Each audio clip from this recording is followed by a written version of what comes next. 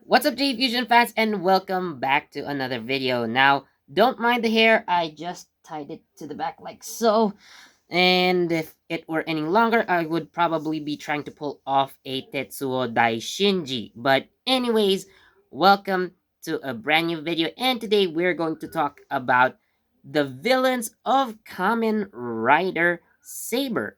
Now, of course, in any action movie, in any action TV show, of course, there wouldn't be any heroes if there are no villains to fight against. So today we're going to talk about Megiddo and what kind of characters they are, what could be their motives, and uh, if any, what could possibly happen in the future. So, anyways, before we continue on with this video, I would like to remind everyone that these videos that we make are not intended for viewers under 13, so please be advised. All right, so Megiddo. Now, for uh, you know, for starters, they are a group of usually just three individuals. So we have Storius, Zuos, and Legiel. Now, whoever the leader is doesn't really matter, but Storius is basically the strategist of the group and usually is the one who comes up with a lot of plans, of course, to defeat the Kamen Riders. So, again, he is typically the brains of the group, usually calm and collected compared to his two other companions. So we have Zuwas and Legiel, of course. Storius is based on fairy tales and other stories. Zuos is a kind of based on animal records like actual biology books. And Legiel is one that is based on fantastical creatures like dragons and, you know, griffins and all that kind of stuff. So I guess with that beast aspect, legendary beast aspect, they Zuos and Legiel are kind of similar in personality.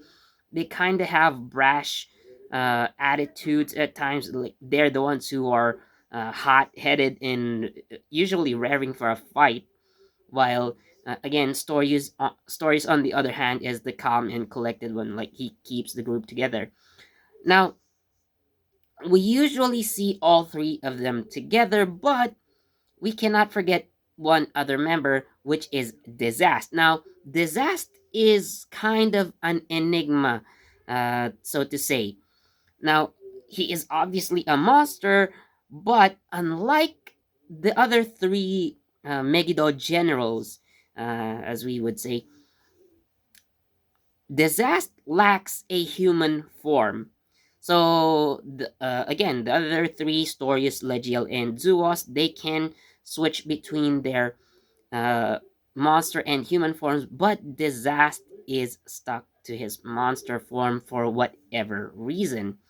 Now, as for the Megiddo's origins, we don't know very much yet, but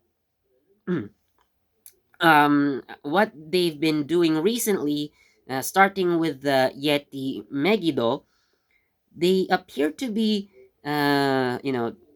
assuming that the mechanics of turning humans into Megiddo would be the same for the generals and by extension Desast. So we could probably say that these members of Megiddo were presumably once human, but they somehow came into contact with the Alter Right books. It turned them into monsters, gave them powers, but it twisted their personalities. Now, according to previous episodes, so uh, turning people into Megiddo, so people like Yuki-san, the editor in chief, who turned into the Yeti Megiddo. Excuse me. So she, according to Storius, so anyone who will be turned into Megiddo using the Wonder or Altar right books, so their human side will completely vanish. Now, I guess they would become something more like Desast. So, again, this is just presumption because we don't have any clear evidence as of yet. So, at least in the case of Storius, Legiel, and Zuos, yes, they were once human, but despite their twisted personalities after, again, presumably coming into contact with the Alter Right books, they still remained or they still retained the ability to switch to their human forms if necessary. At least they could use it as a disguise, blend in with humans, and when the riders are unsuspecting, they can just pop out and then turn into their human forms. Although at this point the riders know who they are, both in monster and human forms, again with the only exception being Desast. So we can say, uh, in a way, inadvertently or something, Desast was the first, at least, human who turned Megiddo that permanently lost the ability to return to human form. So it wasn't mentioned, but again, these are just assumptions and presumptions.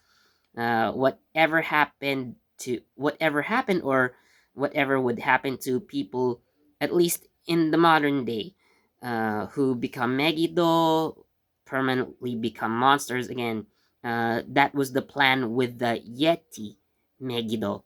So once the Altar Ride book is completed, you know, these humans will permanently lose their uh, humanity. So they will become complete monsters. And again, so based on that information, we can say that again, anyone who,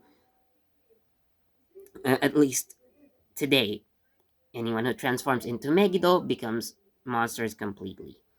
So let's talk about Desast. So again, he is kind of a unique case for the Megiddo because, yes, again, he is technically a monster.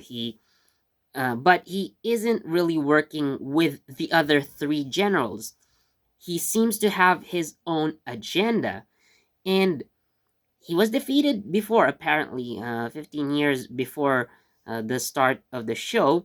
So, uh, on that day that, at least this was when Toma was young, right? So 15 years ago. So during that event, so he was defeated and was sealed away, and he needed his altar ride book in order to free himself. That was the plan, or at least that's what he intends to do. And upon, well, spoilers. Okay, this would be spoilers, but upon killing Daichi Kamijo, the recent Kamen Rider Caliber, he was able to obtain that altar ride book. So apparently, it was in Daichi's possession.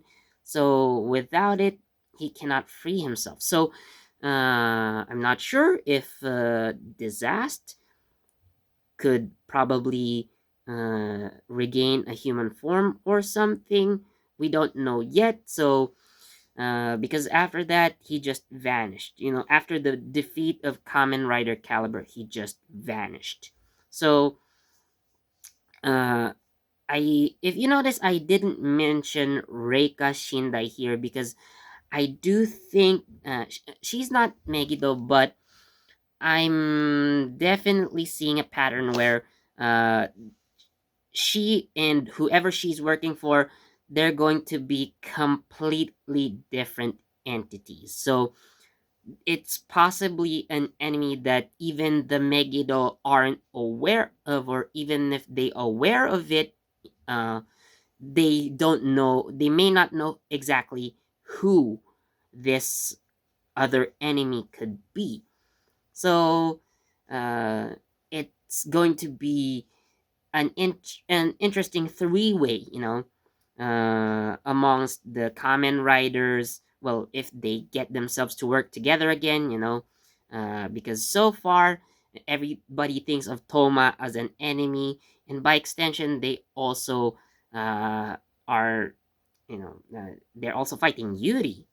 But nonetheless, again, if the common riders again work as one team, so they form a coalition once more, probably with all the northern base and southern base riders again, uh, finally reconciling their differences and fixing the organization from within. Okay, they form this group, this united group, and then fighting against them. So they're going to fight against the Megiddo, and uh, again, this enemy that seems to have corrupted the Sword of Logos. So again, uh, well, I could probably see this unknown enemy as of yet. So this corrupting force in the Sword of Logos. So I might see.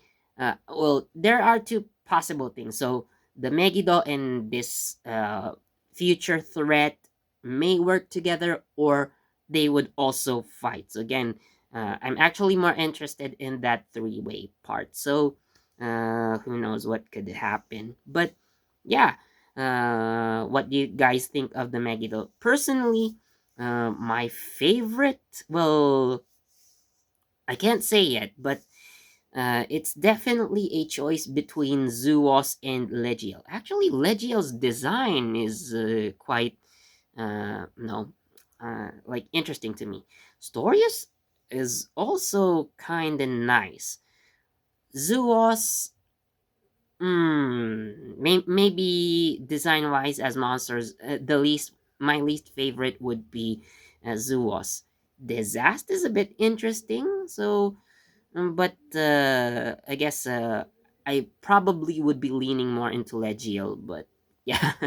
So yeah, who's your favorite Megiddo? So again, only among the four, at least major enemies. So what do you guys think? So please tell us down in the comments. So as always, thank you so much for watching. Please do leave a like, comment, share this video, subscribe, and don't forget that notification bell so you get the latest from JE Fusion. Thanks for watching again. I hope I can actually pull off Dai Shinji hairstyle, but maybe it'll take a few months. So anyways, thanks for watching. See you in the next video. Bye.